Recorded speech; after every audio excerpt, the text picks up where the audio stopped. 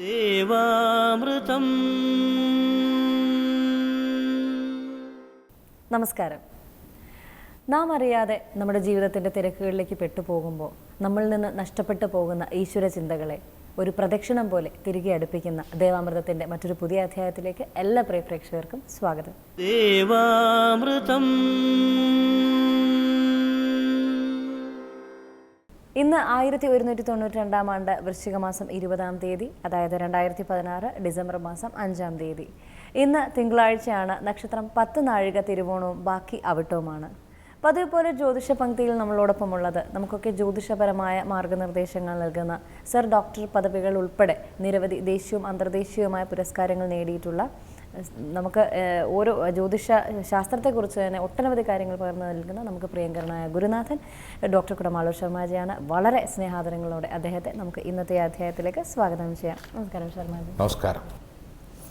ഇന്നത്തെ കത്തിലേക്ക് മതിപ്പ് കൂറിയ ശർമാജിക്ക് എൻ മുതൽ വണക്കം. തമിഴിലൊക്കെയാണ്. ന്യൂയോർക്കിൽ നിന്നാണ് കത്ത്. ബഹുമാനപ്പെട്ട ശർമാജി അറിയുന്നതിന് ന്യൂയോർക്കിൽ നിന്നും പ്രദീപ് കുമാർ എഴുതുന്ന എഴുത്താണിത്. നമ്മുടെ നാട്ടിൽ പോസ്റ്റ് ചെയ്യുന്നു. എൻ്റെ ഭാവി കാര്യങ്ങൾ അറിയുവാനും മകളുടെ ഭാവി കാര്യം അറിയുവാനും എഴുതുന്നു. ഞാൻ ജോലി മദ്രാസിലും ബാംഗ്ലൂരിലും ജോലി ചെയ്തു. ഇപ്പോൾ ന്യൂയോർക്കിലാണ്. ഈ വ്യാഴദശയിൽ പ്രമോഷൻ കിട്ടുവാനോ ശമ്പളം കൂടുതൽ കിട്ടുവാനോ യോഗമുണ്ടോ? 51 വയസ്സ് കഴിഞ്ഞാൽ ശനിദശയാണ്. ദോഷം വല്ലതുമുണ്ടോ? ഇവിടെ തന്നെ ജോലി ചെയ്യുമോ? രാഹുദശയിൽ പുറം മുഴുവൻ കറുത്ത പാട് വന്നു, മാറുമോ? മകൾ ദിവ്യ. ഞങ്ങൾ ന്യൂജേഴ്സിയിലാണ് താമസിക്കുന്നത്. ഭാവിയിൽ മേൽപ്പടിപ്പ് ഇവിടെ ആയിരിക്കുമോ? ഏത് പഠിപ്പായിരിക്കും? കല്യാണവും ഇവിടെ ആയിരിക്കുമോ? 9-ൽ 4 ഗ്രഹങ്ങൾ ഉണ്ട്. അത് വല്ല ദോഷവും ചെയ്യുമോ? ഗൃഹയുദ്ധമാണോ? അങ്ങനെ ഗൃഹനിലയൊക്കെ കൊടുത്തിട്ടുണ്ട്. താങ്കളുടെ വിലയേറിയ സന്തോഷകരമായ മറുപടി പ്രതീക്ഷിക്കുന്നു. ഒരുപാട് കാര്യങ്ങൾ ജ്യോതിഷപരമായി അറിഞ്ഞ് സംസാരിക്കുന്ന മാതിരി തന്നെയാണ് കത്തിൽ നിന്ന് വ്യക്തമാവുന്നത്. അപ്പം ഇദ്ദേഹത്തിൻ്റെ കാര്യം തന്നെ ആദ്യമേ നോക്കുമ്പോൾ, ലഗ്നത്തിൽ കന്നി ലഗ്നം, ലഗ്നത്തിൽ ചന്ദ്രൻ, ലഗ്നത്തിൽ സർപ്പം. അപ്പം ലഗ്നത്തിൽ സർപ്പം നിൽക്കുന്ന ഗ്രഹനിലയുണ്ടെങ്കിൽ, ലഗ്നം എന്ന് പറഞ്ഞാൽ ശരീരം എന്ന് ജ്യോതിശാസ്ത്രത്തിൽ പറയുന്നു. രാഹു എന്ന് പറയുന്നത് വിഷമാണ്. അപ്പോൾ കറുത്ത പാടുകളോ വെളുത്ത പാടുകളോ വെള്ളപ്പാണ്ടുകളോ അല്ലെങ്കിൽ ത്വക്ക് രോഗത്തിൽ, അതായത് വിസർപ്പം എന്ന് അനുമാനിക്കത്തക്ക 68 തരം വിസർപ്പ രോഗങ്ങളിൽ ഏതെങ്കിലും ഒന്ന് പിടികൂടാനുള്ള സാധ്യതയാണ് അതിനകത്തുള്ളത്. ഏതായാലും അത് ഉണ്ടാവണം എന്ന് രാശി കാണുന്നുണ്ട്. കന്നി രാശിയിലോ ഇടവരാശിയിലോ വൃശ്ചിക രാശിയിലോ ഉള്ള രാഹു ആയതിനാൽ വലിയ കുഴപ്പങ്ങൾ സംഭവിക്കില്ല എന്നാണ്. രാഹു ഏതൊക്കെ അങ്ങനെ പ്രത്യേകിച്ചൊരു ഉച്ചബലമോ സ്വക്ഷേത്രബലമോ സ്വീകരിക്കുന്നില്ല എങ്കിലും അവരെവിടെ നിൽക്കുന്നുവോ, ഏത് രാശിയിൽ ഏത് ഗ്രഹങ്ങളുടെ കൂടെ, അല്ലെങ്കിൽ ലഗ്നത്തിൻ്റെ കൂടെ, അല്ലെങ്കിൽ ചന്ദ്രൻ്റെ കൂടെ, അല്ലെങ്കിൽ ശുക്രൻ എന്ന ഗ്രഹത്തിൻ്റെ കൂടെ, ഏത് ഗ്രഹത്തിൻ്റെ കൂടെ നിൽക്കുന്നോ ആ ഗ്രഹത്തിനെയും കൂടെ അത് ഇല്ലായ്മ ചെയ്യുമോ അല്ലെങ്കിൽ അതിൻ്റെ ശക്തി കെടുത്തുകയോ ചെയ്യും. എന്നാൽ കന്നി, ഇടവം, വൃശ്ചികം എന്നീ രാശികളിൽ നിൽക്കുന്ന രാഹുകേതുക്കളെ കൊണ്ട് പറയത്തക്ക ദോഷങ്ങളില്ല എന്നും വിദഗ്ധ അഭിപ്രായമാണ്. കുറേയൊക്കെ ദോഷങ്ങൾ കാണുന്നുണ്ട്. അതായത് വ്യാഴദശയിൽ, അതായത് വ്യാഴം നിൽക്കുന്നത് ഇദ്ദേഹത്തിന് ലഗ്നാൽ 10-ാം ഭാവമായ മിഥുനൻ രാശിയിലാണ്. 10-ാം ഭാവത്തിൽ നിൽക്കുന്ന ഗ്രഹം 10 എന്ന് പറയുന്ന കർമ്മസ്ഥാനമാണ്. ബിസിനസ് ആവാം, ജോലിയാവാം, ഏർപ്പെടുന്ന ബുദ്ധി ഉപയോഗിച്ച് ചെയ്യുന്ന കാര്യങ്ങളാകാം. ഏത് ഫീൽഡിലാണെങ്കിലും അതിൻ്റെ കർമ്മസ്ഥാനത്തിന് 10-ാം ഭാവം എന്ന് പറയും. അത് മിഥുനം എന്ന് പറയുന്ന രാശിയിലായതുകൊണ്ട് മിഥുനമാരൂഢം ലഭിച്ചികളിൽ, അല്ലെ മിഥുനം രാശി കണ്ടയിളിൽ, മിഥുനം രാശി നിൽക്കയിളിൽ, മിഥുനൻ രാശിയിൽ നിൽക്കുന്ന ഗ്രഹങ്ങളെ കൊണ്ട് വ്യസനിക്കേണ്ട നിശ്ചയം. വ്യസനിക്കേണ്ട എന്ന് പറഞ്ഞാൽ ദുഃഖിക്കേണ്ട എന്നർത്ഥം. ഇവിടെ ദുഃഖം മാത്രമല്ല സുഖം ഉണ്ടാകുകയും ചെയ്യും. എന്തെല്ലാം കാര്യങ്ങളുണ്ടാവും? ശമ്പള വർധനവുണ്ടാവും. ഔദ്യോഗിക പദവിയോ അല്ലെങ്കിൽ ഒന്നിലധികം ഉദ്യോഗത്തിൽ പ്രവേശിച്ച് വ്യാപൃതനാവാനുള്ള യോഗമോ ഉണ്ടാവും. എപ്പോൾ? അതായത് 2017 ആഗസ്റ്റ് മാസം മുതൽ കന്നിക്കൂറുകാർക്ക്, അതായത് ഉത്രത്തിൻ്റെ മുക്കാൽ ഭാഗം, അത്തം ചിത്തിര ആദ്യ പകുതി ചേരുന്ന കന്നി എന്ന് പറയുന്ന രാശിക്കാർക്ക് 2017 ആഗസ്റ്റ് ശേഷം ധന, വാക്ക്, പ്രവൃത്തി സ്ഥാനത്തേക്ക് ചാരവശാൽ വ്യാഴം എന്ന ഗ്രഹം പ്രവേശിക്കുന്നു. അല്ലെങ്കിൽ വ്യാഴഗ്രഹം അങ്ങോട്ട് മാറുന്നു. എങ്ങോട്ട്? തുലാൻ രാശിയിലേക്ക്. അങ്ങനെ മാറുമ്പോൾ രണ്ടാം സ്ഥാനത്തേക്ക് എന്ന് പറയുന്നു. രണ്ടാം സ്ഥാനം എന്ന് പറയുന്നത് ലഗ്നത്തിൻ്റെ ആയാലും ചന്ദ്രലഗ്നത്തിൻ്റെ ആയിരുന്നാലും രണ്ടാം ഭാവം ധനം, വാക്ക്, പ്രവൃത്തി സ്ഥാനത്തേക്കാണ്.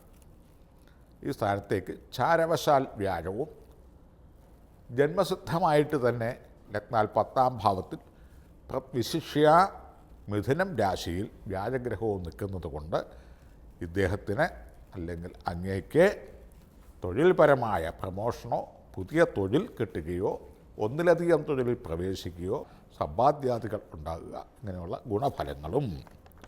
പിന്നീട് ശനി എന്ന് പറയുന്നത് സൂര്യക്ഷേത്രത്തിൽ സൂര്യൻ്റെ മകനായ ശനി നിൽക്കുകയാണ്. ദുഃഖ, ദുരിത, വ്യയ, ക്ലേശസ്ഥാനമായ 12ാം ഭാവം, ആ ഭാവത്തിലാണ് ശനി നിൽക്കുന്നത്. ആ ശനിദശ ദോഷകരമാവും.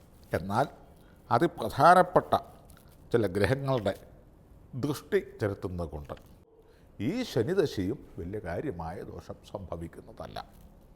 അപ്പോൾ വൈദ്യൻ, ഡാക്ടർ, വക്കീൽ, പോലീസ്, ന്യായാസനങ്ങൾ, നീതിപീഠങ്ങൾ എന്നിവയെ സമീപിക്കുകയും എപ്പോഴും എന്തിനും യാചിക്കുകയോ പരസഹായം വേണ്ടി വരികയോ ചെയ്യുന്ന ഒരു കാലം.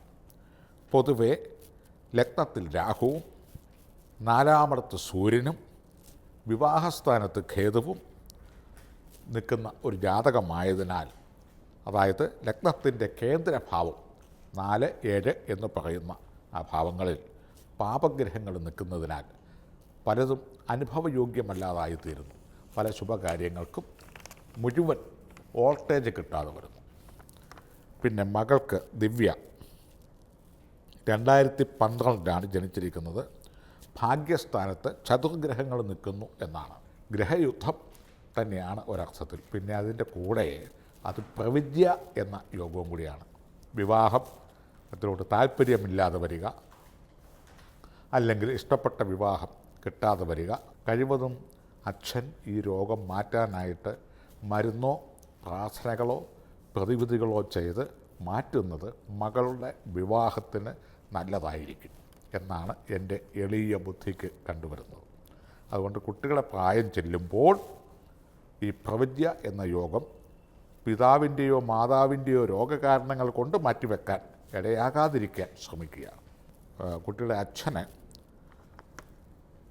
ഉള്ള പ്രതിവിധികളും കുട്ടിക്കും കൂടെ കുഴപ്പം വരാത്ത നിലയിൽ കുട്ടിയുടെയും അച്ഛൻ്റെയും പേര് ചേർത്ത് സർപ്പസംബന്ധമായ ദോഷങ്ങൾ വരാതിരിക്കുന്നതിന് വേണ്ടി, അല്ലെങ്കിൽ അത് ജ്യോതിഷപരമായിട്ട് സർപ്പസംബന്ധമായ ദോഷമെന്നും വിസർപ്പസംബന്ധമായ ദോഷമെന്ന് ആയുർവേദ വിധിക്കും, അല്ലെങ്കിൽ 10 കൽപ്പനാ ദോഷമെന്നോ ഒക്കെ പറയുന്ന രീതിയിലുള്ള ഏതെങ്കിലും ദോഷങ്ങളൊക്കെ ഉണ്ടെങ്കിൽ അതിനൊക്കെ ശമനം വരുന്നതിനും ഓം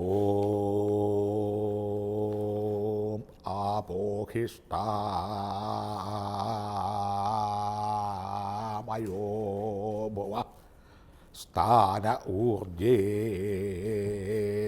ദതാധന മഹേരണായ ചക്ഷസേ